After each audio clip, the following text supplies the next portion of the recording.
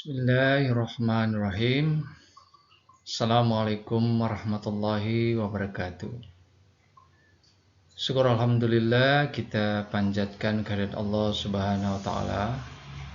Mudah-mudahan pada pertemuan kita yang kesekian kalinya ini atau pada pertemuan yang ke-12 lebih khusus buat para perwira siswa ATT tingkat 4 dimanapun Anda berada dan dalam kondisi apapun, mudah-mudahan oleh Allah Subhanahu wa Ta'ala memberikan keselamatan baik di dunia maupun di akhirat, menghindarkan dari segala mara bahaya pekerjaan, dan selalu dimudahkan rezeki dan karunia-Nya, juga dilapangkan segala urusan dan keperluannya.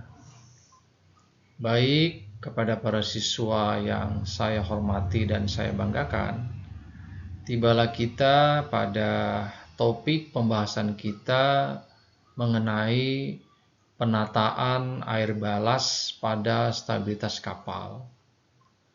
Perlu diketahui bersama bahwa air balas sangat penting di dalam hubungannya terhadap keseimbangan suatu kapal dan juga berhubungan dengan daya apung suatu kapal. Nah, bila kita melihat ilustrasi pada gambar tersebut, kita bisa mendapatkan gambaran secara umum. Karena terkadang pengisian balas itu lebih diprioritaskan kepada orang mesin. Secara definisi, penataan balas pada stabilitas kapal merujuk pada proses menempatkan dan mendistribusikan muatan balas di dalam kapal untuk mempengaruhi stabilitas dan kecakapan mengapung kapal. Balas dapat berupa air, batu-batu, atau bahan berat lainnya yang ditempatkan di dalam tangki balas atau di ruang kosong kapal untuk mengubah posisi pusat gravitasi dan momen inersia kapal. Ya, sering juga kita melihat bahwa lebih banyak kalau kita melihat itu balas lebih banyak diisi menggunakan air. Tapi ternyata ada juga balas yang dari bahan-bahan lain selain air. Tapi yang terpenting bagi kita, dia berfungsi untuk mempengaruhi stabilitas kapal itu sendiri. Tujuan daripada penataan balas adalah pada stabilitas kapal untuk mencapai stabilitas yang diinginkan selama operasi kapal. Beberapa tujuan spesifik dari penataan balas meliputi yang pertama, mempertahankan stabilitas kapal. Penataan balas yang tepat harus mampu mempertahankan stabilitas kapal agar tetap dalam kondisi yang aman, stabil saat berlayar di dalam berbagai kondisi cuaca dan saat melakukan pemuatan dan pembongkaran muatan. Yang kedua, mengoptimalkan kinerja kapal.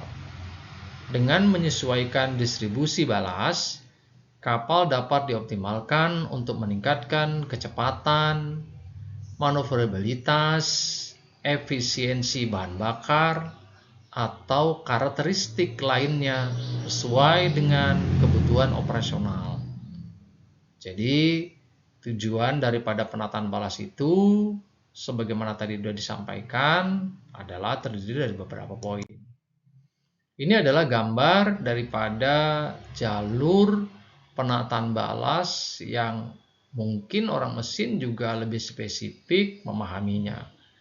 Mulai dari pompa balas, kemudian air diisap, diambil dari sea chest, kemudian diarahkan ke tangki balas, kemudian dilakukan pengaturan oleh orang dek, apakah balas harus di after peak dulu, apakah forward dulu, ataukah starboard side dulu, atau port side dulu. Kesemuanya itu memahami bagaimana diagram, bagaimana gambaran pipa dan pompa balas bekerja. Yang ketiga, tujuan daripada penataan balas itu adalah mengimbangi muatan. Penataan balas digunakan untuk mengimbangi muatan kapal, seperti saat memuat atau membongkar muatan. Balas dapat digunakan untuk menjaga pusat gravitasi kapal tetap dalam posisi yang aman dan menjaga stabilitas kapal saat muatan mengalami perubahan. Yang keempat, mengatasi perubahan trim. Perubahan trim yaitu perbedaan tinggi antara garis air di bagian depan dan belakang kapal. Dapat diatasi melalui penataan balas dengan menyesuaikan distribusi balas. Trim kapal dapat disesuaikan sesuai kebutuhan. Selanjutnya adalah pembahasan. Dalam pembahasan penataan balas pada stabilitas kapal, beberapa aspek yang perlu dipertimbangkan adalah, yang pertama adalah distribusi balas. Penentuan tempat dan jumlah balas yang diperlukan untuk mencapai stabilitas yang diinginkan. Ini melibatkan pemilihan tangki balas yang tepat, pemilihan bahan balas yang sesuai, dan pengaturan distribusi balas di dalam tangki. Pada pembahasan yang pertama ini, kita melihat ada 3 poin penting. Yang pertama adalah pemilihan tangki, apakah diisi di depan dulu, di belakang dulu, di kanan dulu, atau di kiri dulu. Kemudian pemilihan bahan balas, maksudnya kalau kita mengisi dengan air laut, dengan air tawar, tentu berbeda. Selanjutnya, didistribusikan menggunakan apa? Ketiga hal ini penting. Yang kedua adalah pusat gravitasi. Pusat gravitasi kapal harus diperhitungkan dalam penataan balas. Penempatan balas harus mengubah posisi pusat gravitasi sehingga tepat berada di dalam batas yang aman dan sesuai dengan persyaratan stabilitas. Pada gambar ini kita melihat ada muatan dalam melakukan proses, ada pembuangan balas. Yang ketiga adalah perubahan muatan. Penataan balas harus mempertimbangkan perubahan muatan kapal yang dapat mempengaruhi stabilitas. Ketika muatan berubah, distribusi balas harus disesuaikan untuk menjaga stabilitas dan kecakapan kapal di dalam mengapung. Yang keempat, aspek keselamatan. Penting dalam penataan balas harus mematuhi standar keselamatan maritim.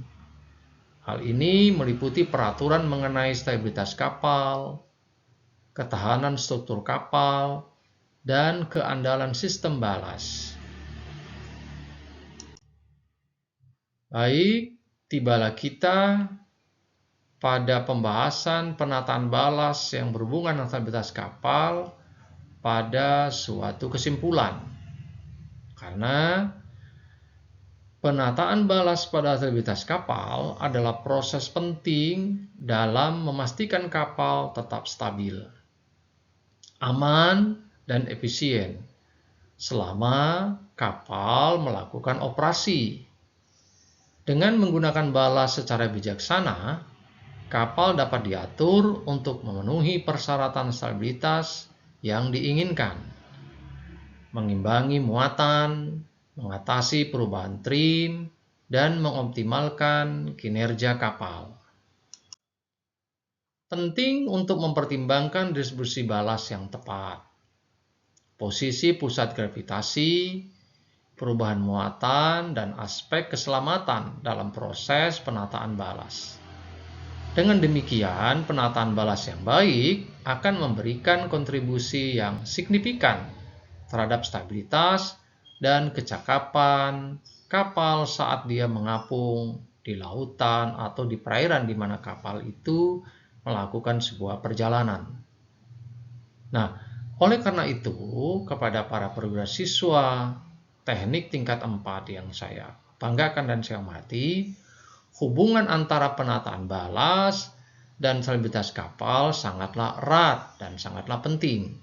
Karena kedua hal ini sangat mempengaruhi bagaimana proses perjalanan suatu kapal bisa menjadi aman, bagaimana proses penataan dan penempatan muatan yang baik dan benar jika memang membutuhkan sebuah keseimbangan kapal yang baik. Walaupun secara umum para perwira mesin lebih mengarah kepada sifat-sifat umum saja, karena yang lebih spesifik di dalam pengaturan dan penataan balas itu lebih memprioritas kepada orang dek, atau lebih khusus kepada mualim 1 atau chief officer, karena dialah yang bertanggung jawab terhadap penanganan dan pengaturan muatan, sekaligus juga di dalam melakukan penanganan pemuatan dan pembongkaran balas dalam kondisi-kondisi yang tepat sesuai dengan standar operasional yang telah ditetapkan. Apalagi sekarang juga IMO menetapkan adanya ketentuan tentang pembuangan balas, karena ada indikasi balas itu juga bisa bercampur dengan zat-zat yang dilarang, khususnya di dalam ketentuan dan aturan marine pollution. Makanya ada buku panduan bagi orang dek di dalam penanganan dan pengaturan balas ini. Kita tidak boleh sembarang membuang balas. Ada daerah-daerah, ada pelabuhan-pelabuhan yang melarang kita membuang balas. Tapi ada juga beberapa pelabuhan dan negara yang membolehkan kita membuang balas dengan catatan memenuhi ketentuan dan peraturan wilayah dan pelabuhan setempat. Karena ada indikasi balas itu juga mengandung minyak kadang-kadang. Sehingga hal ini bisa menimbulkan pencemaran dan kerusakan lingkungan di mana daerah dan wilayah balas itu dibuang. Sehingga beberapa negara seperti Singapura itu sangat ketat di dalam penataan dan pendistribusian balas, baik itu dibuang ke laut atau disiapkan penampungan di darat. Demikianlah Bapak-Bapak, para perwira siswa, dimanapun Anda berada dalam kondisi apapun, mudah-mudahan diskusi kita pada pertemuan yang ke-12 ini membawa manfaat dengan topik penataan balas bagi stabilitas kapal. Semoga Allah selalu melindungi kita dan menjadikan ilmu ini bermanfaat buat saya dan juga Bapak-Bapak dimanapun berada. Kelak nanti menjadi pahala bagi kita. Terima kasih, salam sehat selalu. Semoga Allah melindungi kita. Wassalamualaikum warahmatullahi wabarakatuh.